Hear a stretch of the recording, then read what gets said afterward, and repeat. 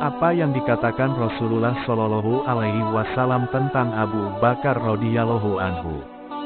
Abu Bakar radhiyallahu anhu adalah orang dewasa pertama yang masuk Islam, tetapi bukan itu saja, Rasulullah Shallallahu Alaihi Wasallam juga memujinya karena cara penerimaan ajakan Rasulullah Shallallahu Alaihi Wasallam untuk memeluk Islam. Tentang hal ini beliau bersabda, "Tiada pernah aku mengajak seseorang masuk Islam tanpa ada hambatan, tanpa mengemukakan pandangan dan alasan kecuali Abu Bakar.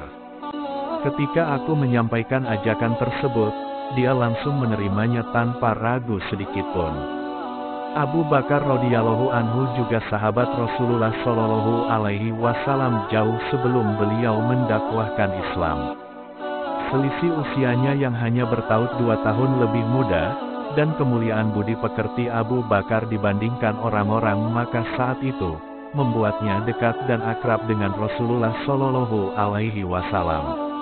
Bahkan Abu Bakar menjadikan sosok Nabi Shallallahu Alaihi Wasallam sebagai cerminan dan teladan untuk meningkatkan kualitas dirinya. Tak heran begitu memeluk Islam, keimanan dan keteguhannya dalam menjaga agamanya tak diragukan lagi. Bahkan Rasulullah Shallallahu Alaihi Wasallam sendiri pun memujinya. Beliau bersabda tentang dirinya, "Jika ditimbang keimanan Abu Bakar dengan keimanan seluruh umat, akan lebih berat keimanan Abu Bakar." Hari Iman Baihaqi, dalam As-Syed. Masih banyak lagi pujian Nabi Shallallahu Alaihi Wasallam terhadap Abu Bakar, misalnya, pemimpin jamaah di surga. Semua pintu surga akan memanggilnya untuk memasukinya. Orang pertama yang masuk surga dari umat Nabi Shallallahu Alaihi Wasallam. Kegigihan Abu Bakar radhiyallahu anhu dalam menjalankan dan mendakwahkan agamanya. Abu Bakar adalah salah seorang yang sangat dihormati di kalangan orang-orang Makkah, selain karena kemuliaan budi pekertinya, kejujuran, kecerdasan, kecakapan, berkemauan keras, pemberani dan dermawan, dia juga berasal dari keturunan yang mulia dari bangsa Quraisy. Nasab kedua orang tuanya bertemu dengan nasab Rasulullah Shallallahu Alaihi Wasallam pada Murrah bin Ka'ab, kakeknya. Namun demikian, pilihannya untuk masuk agama Islam membuat orang-orang Makkah mengabaikan kedudukan dan kemuliaannya tersebut. Tidak mudah bagi Abu Bakar untuk menjalankan ibadah sebagaimana sahabat-sahabat yang mula-mula memeluk Islam, gangguan dan siksaan juga dialaminya. Ketika penganiayaan dan tekanan semakin dahsyat, dia meminta izin kepada Rasulullah Shallallahu Alaihi Wasallam untuk berhijrah ke Habsyi, dan Rasulullah Shallallahu Alaihi Wasallam pun mengizinkannya. Ketika perjalanannya sampai pada tempat bernama Barkulimat, Abu Bakar radhiyallahu anhu bertemu dengan Ibnu Adaknah, pemimpin suku setempat. Ketika ditanya tentang perjalanannya tersebut, Abu Bakar radhiyallahu anhu menjawab, "Aku dipaksa keluar dari Makkah oleh kaumku, dan aku ingin merantau di muka bumi sehingga aku dapat beribadah kepada Rabbku." Mendengar jawaban itu, Ibnu Adaknah berkata, "Orang seperti engkau hai Abu Bakar, tidak boleh keluar atau dikeluarkan. Engkau selalu menolong orang yang miskin, suka bersilaturahmi, membantu orang yang sengsara dan lemah, dan menghormati tamu. Aku bersedia menjadi pelindungmu.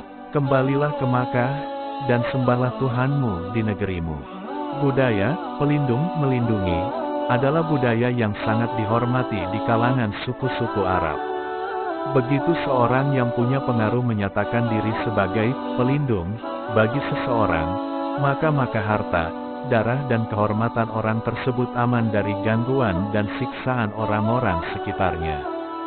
Budaya ini pula yang membantu Nabi Shallallahu Alaihi Wasallam mendakwahkan Islam di tengah penolakan dan permusuhan kaum kafir Quraisy Makkah karena Abu Talib menyatakan diri sebagai pelindung Rasulullah Shallallahu Alaihi Wasallam. Begitu Abu Talib meninggal, Rasulullah Shallallahu Alaihi Wasallam mengalami siksaan dan penghinaan yang tak kalah hebatnya dengan sahabat-sahabat beliau yang lain. Abu Bakar kembali ke Makkah dan Ibnu Adaknah mengumumkan perlindungan yang diberikannya pada Abu Bakar, dia melarang siapapun untuk mengganggu Abu Bakar. Orang-orang kafir Quraisy tak berkutik, tetapi mereka mengajukan syarat agar Abu Bakar tidak bersuara keras dalam beribadah, karena khawatir kaum wanita dan anak-anak mereka akan terganggu. Ibnu Adaknah dan Abu Bakar menerima persyaratan itu. Abu Bakar mendirikan musala di depan rumahnya, dia salat dan membaca Quran di sana. Setiap kali selesai membaca Quran, dia selalu menangis. Hal ini membuat wanita dan anak-anak orang kafir Quraisy jadi tertarik dan mulai terpengaruh dengan apa yang dilakukan Abu Bakar. Kaum kafir Quraisy pun jadi khawatir dan mengadukan ini pada Ibnu Adaknah. Ibnu Adaknah pun mendatangi Abu Bakar dan berkata, "Engkau telah mengetahui perjanjian dengan orang-orang Quraisy, hendaklah engkau menepati perjanjian itu, atau engkau kembalikan perlindunganku." Dengan jawaban yang menunjukkan keteguhan imannya, Abu Bakar radhiyallahu anhu pun menjawab, "Aku kembalikan janji perlindunganmu, dan aku ridha dengan perlindungan Allah Subhanahu." Mulailah Abu Bakar mengalami tekanan dan siksaan dalam beribadah kepada Allah Subhanahu wa Ta'ala sebagaimana sebelumnya. Setelah memeluk Islam, Abu Bakar radhiyallahu anhu mengurangi aktivitas perdagangan yang sebenarnya cukup sukses, dan mengabdikan waktu, tenaga dan hartanya untuk agama yang diyakini kebenarannya itu. Tercatat beberapa sahabat utama menjadi muslim karena ajakan Abu Bakar, seperti Utsman bin Affan, Zubair bin Awam, Sa'ad bin Abi Waqqas, Talha bin Ubaidillah, Abu Ubaidah bin Jarrah, dan Abdurrahman bin Auf. Mereka ini adalah sebagian dari 10 orang sahabat yang dijamin akan masuk surga sebagaimana diberitakan Nabi Shallallahu Alaihi Wasallam pada Aisyah radhiyallahu anhu. Selain itu, Utsman bin Maz'un, Abu Salamah bin Abdul Asad, Al-Arkam bin Abil Arkam juga mengikuti ajakan Abu Bakar untuk masuk Islam pada periode awal. Abu Bakar juga mengorbankan hartanya untuk menebus dan membebaskan budak-budak yang disiksa oleh tuannya karena memeluk agama Islam, diantaranya adalah Bilal bin Rabah dan ibunya, Amr bin Farihah, ibu dari Jubais, budak wanita dari Bani Muamil dan Hamamah, Sanirah, budak Umar bin Khattab, dan lain-lain. Sikap Abu Bakar atas perjanjian Hudaibiyah. Dikukuhkannya perjanjian Hudaibiyah antara Nabi Shallallahu Alaihi Wasallam dan orang-orang Quraisy, meninggalkan banyak kegelisahan pada umat Islam, bahkan pada sahabat selevel Umar bin Khattab, karena secara sepintas perjanjian Hudaibiyah itu cenderung menguntungkan orang-orang Quraisy dan merugikan umat Islam. Hanya Abu Bakar yang yakin 100% atas keputusan Rasulullah Shallallahu Alaihi Wasallam. Bahkan ia memberikan jawaban yang sama persis dengan Nabi Shallallahu Alaihi Wasallam, ketika Umar yang kritis sempat mempertanyakan keputusan Rasulullah Shallallahu Alaihi Wasallam menerima perjanjian ini. Abu Bakar memberikan nasihat pada Umar bin Khattab karena sikapnya tersebut, "Patuhlah engkau pada perintah dan larangan Rasulullah sampai engkau meninggal dunia, demi Allah, beliau berada di atas kebenaran." Sikap Abu Bakar ini sama persis dengan sikapnya ketika Rasulullah Shallallahu Alaihi Wasallam memberitakan peristiwa Isra dan Miraj yang menggemparkan itu kepada masyarakat Quraisy. Sikap yakin sepenuhnya atas benarnya perkataan dan sikap serta keputusan Nabi Shallallahu Alaihi Wasallam tanpa setitik pun ada kesangsian. Karena sikapnya pada peristiwa Isra, Miraj ini Abu Bakar digelari Nabi Shallallahu Alaihi Wasallam, SCD. Ketika sebagian besar sahabat merasakan kekalahan dengan adanya perjanjian Hudaibiyah ini, Abu Bakar justru berpendapat lain. Ia berkata, tidak ada kemenangan yang lebih besar daripada kemenangan pada perjanjian Hudaibiyah. Akan tetapi kebanyakan orang berpikir pendek mengenai apa yang terjadi antara Nabi Shallallahu Alaihi Wasallam dengan Rabb-Nya, sedang para hamba saat itu tergesa-gesa. Demi Allah, beliau tidak tergesa-gesa seperti ketergesaan hamba, sampai beliau menyampaikan semua urusan sebagaimana beliau kehendaki. Bersama Rasulullah Shallallahu Alaihi Wasallam, tetapi Rasulullah tidak terlihat. Kedekatan dan kecintaan Abu Bakar terhadap Nabi Shallallahu Alaihi Wasallam tidak diragukan lagi, bahkan telah terjalin sebelum Nabi Shallallahu Alaihi Wasallam diangkat menjadi Nabi dan mengemban risalah Islam. Maka tak heran ketika Nabi Shallallahu Alaihi Wasallam mengalami tekanan dan siksaan, Abu Bakar pun ikut merasakan kesedihan dan luka, bahkan lebih dalam dirasakan dibanding bila ia sendiri yang mengalaminya. Setelah turunnya surat Al-Lahab, Ummu Jamil, istri Abu Lahab yang dikatakan sebagai pembawa kayu bakar dalam surah TSB, begitu marah kepada Rasulullah Shallallahu Alaihi Wasallam. Dengan membawa batu besar ia datang menghampiri Nabi Shallallahu Alaihi Wasallam yang saat itu sedang duduk bersama Abu Bakar. Abu Bakar menangis melihat niat Ummu Jamil TSB. Tetapi Rasulullah menenangkannya dengan mengatakan, "Biarkan saja, ia tidak melihatku." Benar saja, setelah dekat Ummu Jamil berkata kepada Abu Bakar radhiyallahu anhu, "Hai Abu Bakar, di mana kawanmu si Muhammad itu?" Aku dengar ia menyindirku dengan mengatakan, dan istrinya, si pembawa kayu bakar, di lehernya ada tali dari sabut. Demi Allah, jika aku menjumpainya, pasti akan aku pukul dengan batu ini. Itulah Abu Bakar, Rasulullah Shallallahu Alaihi Wasallam yang ingin disakiti, itu pun telah membuatnya sedih. Dalam perjalanan hijrah bersama Rasulullah Shallallahu Alaihi Wasallam, setelah berlangsungnya Bayatul Aqobah kedua, atau juga dikenal dengan Bayatul Aqobah Kubra, Rasulullah Shallallahu Alaihi Wasallam menghimbau kaum muslimin untuk berhijrah ke Madinah. Sebagian besar berangkat dengan sembunyi-sembunyi, tetapi ada juga yang terang-terangan seperti Umar bin Khattab. Sebagian sahabat yang telah berhijrah ke Habasyah ada yang langsung berangkat ke Madinah. 2 bulan lebih setelah Bayatul Aqobah Kubra tersebut, hampir semua kaum muslimin telah meninggalkan Makkah menuju Madinah, kecuali beberapa orang yang diberikan keringanan rukhsah untuk tidak berhijrah. Ketika Abu Bakar meminta izin Rasulullah Shallallahu Alaihi Wasallam untuk berhijrah, beliau bersabda, "Tundalah keberangkatanmu, sesungguhnya aku masih menunggu izin bagiku untuk berhijrah dan kita akan berangkat bersama-sama." "Demi Bapakku menjadi taruhannya," kata Abu Bakar, "dalam keadaan seperti ini engkau masih menunggu izin." Nabi Shallallahu Alaihi Wasallam mengiyakan. Memang benar firman Allah, Rasulullah tidaklah mengatakan atau melakukan sesuatu karena hawa nafsunya, tetapi semua itu adalah atas wahyu dan petunjuk dari Allah. Wa ma yantiqu anil hawa, in huwa illa wahyu yuha.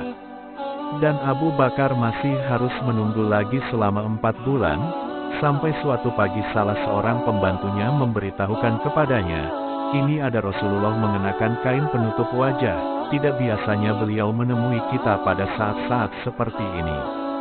Abu Bakar berkata, "Demi ayah dan ibuku sebagai jaminannya, beliau tidak akan menemui aku di saat seperti ini kecuali ada urusan yang sangat penting." Nabi Shallallahu Alaihi Wasallam sampai di pintu rumah Abu Bakar dan meminta izin untuk masuk. Setelah diizinkan, beliau segera masuk dan berkata, "Aku sudah diizinkan untuk pergi berhijrah demi ayah dan ibuku. Sebagai jaminannya, ya Rasulullah, apakah aku harus menyertai engkau dalam perintah izin berhijrah tersebut?" "Benar," kata Rasulullah Shallallahu Alaihi Wasallam. Hati Abu Bakar menjadi gembira. Sungguh suatu kehormatan dan kemuliaan menyertai Nabi Shallallahu Alaihi Wasallam dalam hijrah ke Madinah. Beliau merancang beberapa langkah yang akan ditempuh dalam hijrah kali ini, demi mengantisipasi berbagai kemungkinan. Setelah itu beliau pulang. Pada awal malam di hari itu, beberapa orang tokoh kaum Quraisy mengepung rumah Nabi Shallallahu Alaihi Wasallam dengan niat bulat untuk membunuh beliau. Menjelang tengah malam, beliau berkata kepada Ali bin Abi Thalib, "Tidurlah engkau di atas tempat tidurku, berselimutlah dengan mantelku warna hijau yang berasal dari Hadramaut ini. Tidurlah dengan berselimut mantel ini. Sungguh engkau akan tetap aman dari gangguan mereka yang engkau khawatirkan itu." Ali melaksanakan perintah Rasulullah tersebut, dan beliau keluar melewati kepungan para tokoh Quraisy tersebut. Bahkan beliau sempat menaburkan pasir di atas kepala mereka yang dalam keadaan tertidur. Riwayat lain menyebutkan mereka tidak tertidur, tetapi tidak bisa melihat Nabi Shallallahu Alaihi Wasallam yang melewati mereka dan tidak merasakan pasir yang ditaburkan di atas kepala mereka. Nabi Shallallahu Alaihi Wasallam bergegas menuju rumah Abu Bakar yang telah siap menunggu dengan gelisah. Kemudian mereka berdua berjalan ke arah selatan, arah menuju Yaman, bukan ke arah utara yang menuju ke Madinah. Setelah menempuh sekitar 8 km, mereka sampai di Gunung Sur dan mendakinya. Abu Bakar memapah Nabi Shallallahu Alaihi Wasallam yang tampak sangat kelelahan, apalagi beliau tidak mengenakan alas kaki. Di puncak gunung, mereka menemukan Gua Sur dan bermaksud bersembunyi di dalamnya. Abu Bakar berkata kepada Nabi Shallallahu Alaihi Wasallam, "Demi Allah, janganlah engkau masuk ke dalamnya sebelum aku memasukinya. Jika ada sesuatu yang tidak beres di dalamnya, biarlah aku yang terkena, asalkan tidak mengenai engkau." Abu Bakar memasuki gua dan membersihkan ruangannya. Ia melihat sebuah lubang. Karena khawatir akan keluar binatang berbisa dari dalamnya, ia merobek sebagian matelnya untuk menutup lubang tersebut, baru kemudian mempersilahkan Nabi Shallallahu Alaihi Wasallam memasukinya. Abu Bakar menutupi lubang tadi dengan kakinya, dan Nabi Shallallahu Alaihi Wasallam berbaring dengan berbantalkan paha Abu Bakar dan beliau langsung tertidur. Tiba-tiba Abu Bakar merasakan sengatan di kakinya yang menutupi lubang tadi. Mungkin ular atau kalajengking, dan ia merasa sangat kesakitan. Tetapi ia tidak mau menggerakkan kakinya karena takut akan membangunkan Rasulullah.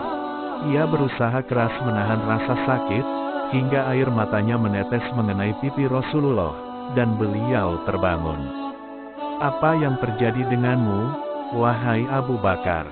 tanya Rasulullah Shallallahu Alaihi Wasallam.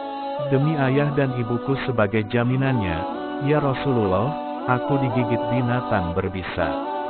Nabi Shallallahu Alaihi Wasallam bangkit dari tidurnya dan memeriksa kaki Abu Bakar. Beliau meludahi kaki yang terluka tersebut, dan seketika sakit yang dirasakan Abu Bakar menghilang. Mereka berdua bersembunyi di dalam Gua Sur selama 3 hari. Setiap malam Abdullah bin Abu Bakar datang ke gua tersebut untuk menemani dan menceritakan keadaan di Makkah, layaknya seorang mata-mata melaporkan tugasnya. Amir bin Fuhairah, salah seorang pelayan Abu Bakar, menggembalakan domba-dombanya di kaki gunung tersebut, dan mengantarkan susu ke gua untuk minuman mereka. Menjelang fajar, Abdullah segera kembali ke Makkah, dan Amir bin Fuhairah menggiring domba-dombanya di belakangnya sehingga menghilangkan jejak kaki yang dibuat Abdullah. Sebenarnya ada beberapa orang Quraisy yang sempat mendaki gunung dan menemukan Gua Sur. Abu Bakar berbisik kepada Nabi Shallallahu Alaihi Wasallam, "Wahai Nabi Allah, andai kata mereka mendongakkan pandangannya, tentulah mereka akan melihat kita." "Diamlah, wahai Abu Bakar," kata Nabi Shallallahu Alaihi Wasallam dengan berbisik juga, "Dua orang, dan yang ketiga adalah Allah." Sebagian riwayat menyebutkan, di atas pintu goa tersebut terdapat sarang burung merpati, dan pintu goa tertutup dengan sarang laba-laba, yang walaupun laba-laba tersebut baru saja membuatnya, tetapi keadaannya seperti sarang yang telah lama berada di situ. Karena itu akal mereka tertipu, logika mereka membantah kalau ada orang di dalam gua. Semua itu adalah cara Allah untuk melindungi hamba-hamba yang dikasihinya. Setelah 3 hari berlalu, mereka melanjutkan perjalanan ke Madinah disertai oleh Amir bin Fuhairah, dengan penunjuk jalan Abdullah bin Uraikid, yang ketika itu masih beragama jahiliyah, tetapi merupakan orang yang dapat dipercaya, sehingga Abu Bakar memilihnya. Abu Bakar mempunyai kebiasaan duduk membonceng di belakang Nabi Shallallahu Alaihi Wasallam, dan ia seseorang yang cukup dikenal di kawasan Jazirah Arabia. Ketika bertemu beberapa orang yang mengenalnya dalam perjalanan hijrah itu, mereka bertanya, "Siapakah orang yang di depanmu itu?" Abu Bakar selalu menjawab, "Dia orang yang menunjukkan jalan kepadaku." Tentunya Abu Bakar tidak berbohong dengan jawabannya itu, walaupun orang yang menanyakannya mempunyai persepsi yang berbeda atas jawabannya tersebut. Beberapa peristiwa terjadi dalam perjalanan ini, seperti pengejaran oleh Surakah bin Malik bin Jushum, beristirahat di tenda umum Mabat, lihat kisahnya di bagian lain percik kisah sahabat Nabi Shallallahu Alaihi Wasallam ini, dan lain-lainnya yang tidak perlu dijabarkan secara mendetail dalam kisah Abu Bakar ini. Yang jelas, Abu Bakar selalu mendampingi dan melindungi Nabi Shallallahu Alaihi Wasallam dari berbagai kemungkinan yang bisa menyakiti atau mencelakakan beliau, hingga akhirnya tiba di Kuba, Madinah. Kekhawatiran Abu Bakar, walaupun menjadi sahabat utama dan pilihan Rasulullah Shallallahu Alaihi Wasallam, bahkan jelas-jelas beliau menyampaikan bahwa ia dijamin masuk surga, bahkan 8 pintu surga memanggilnya untuk memasukinya, tetapi semua itu tidak menjadikannya sombong dan merasa telah suci. Bahkan ia sendiri seringkali merasakan kekhawatiran. Inilah beberapa di antaranya. Alangkah baiknya jika aku, walaupun kemuliaan dan pujian langsung diberikan oleh Rasulullah Shallallahu Alaihi Wasallam, tetapi Abu Bakar tidak secara otomatis merasa selamat di akhirat kelak, bahkan ia selalu merasa khawatir dengan nasibnya di hadapan Allah. Sering sekali ia melontarkan ungkapan yang menunjukkan kegundahan hatinya. Misalnya, "Alangkah baiknya jika aku ini sebatang pohon, yang kemudian ditebang dan dijadikan kayu bakar. Alangkah baiknya jika aku ini sebatang rumput, yang akan habis begitu saja dimakan ternak." Ketika sedang berada di suatu kebun dan melihat seekor burung yang sedang berkicau, dia berkata, "Wahai burung, sungguh beruntungnya engkau makan, minum dan terbang di antara pepohonan penuh kebebasan tanpa perasaan takut akan hari kiamat. Andai Abu Bakar menjadi seperti engkau, wahai burung. Telah aku anggap benar padahal sebenarnya tidak." Suatu saat Ummul Mukminin Aisyah radhiyallahu anhu melihat keadaan ayahnya, Abu Bakar yang saat itu menjabat sebagai khalifah, dalam keadaan sangat gelisah, seperti ada beban amat berat yang ditanggungnya. Karena itu ia bertanya, "Wahai ayahku, apakah engkau tengah menghadapi suatu kesusahan?" Abu Bakar hanya memandang putrinya tanpa memberikan jawaban. Keesokan harinya, ia memanggil putrinya itu dan berkata, "Wahai Aisyah, bawalah padaku buku catatan tentang sikap, perbuatan, dan ucapan Nabi Shallallahu Alaihi Wasallam, hadits yang telah kuberikan kepadamu dulu."